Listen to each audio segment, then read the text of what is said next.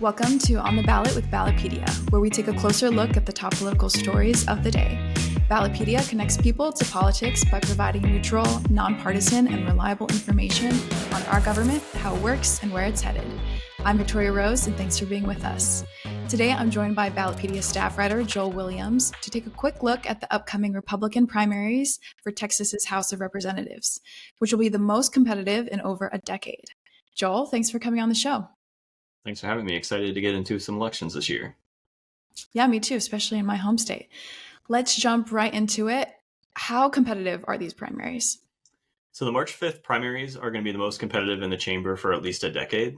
There's 59 primaries with more than one candidate, and 45 of those have an incumbent in them.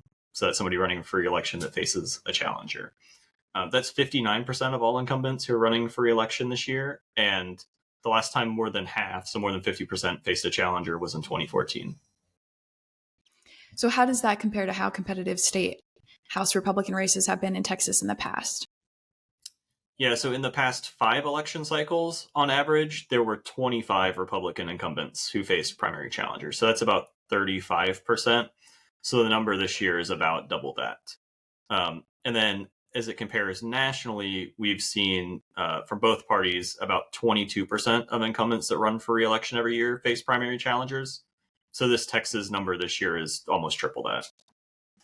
Wow. This year's above average number of competitive primaries involving incumbents are taking place against the backdrop of 2 2023 votes that divided the House GOP caucus, one being the impeachment vote of Republican Attorney General Ken Paxton back in May 2023. How's that factoring in, Joel? Yeah, so the Texas House voted 121-23 to impeach Paxton. And in that vote, you had 61 Democrats and then 60 Republicans voting to impeach him. And Paxton was eventually acquitted on all counts by the state Senate. But then Paxton started endorsing a bunch of challengers to these incumbents. So he's endorsed 19 total challengers to incumbents who voted to impeach him. And then he's also endorsed 3 other Republican incumbents who voted against the impeachment.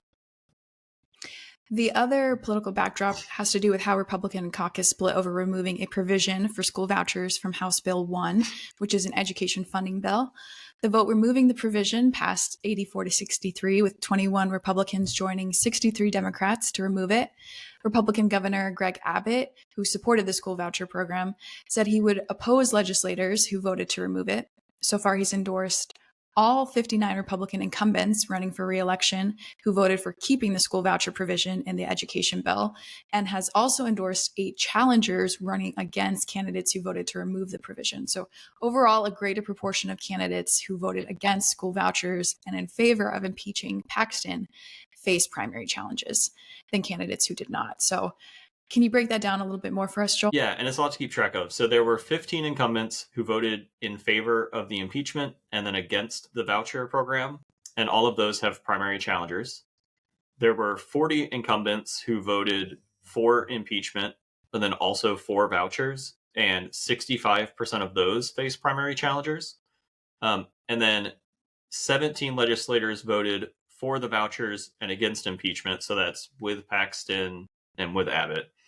And only 2 of them face challengers. And finally, what does recent Texas history tell us about how these primaries might play out?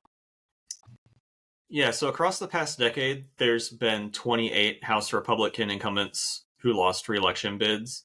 And so that's down under like 4 to 5 per election cycle.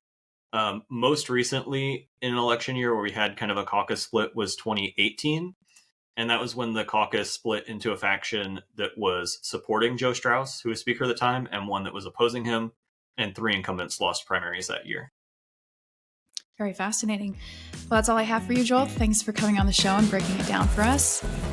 And for our listeners, you can learn more about the Republican primaries for Texas's House of Representatives at the link in our show notes.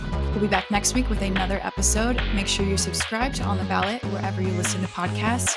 I'm Victoria Rose, and thanks for listening.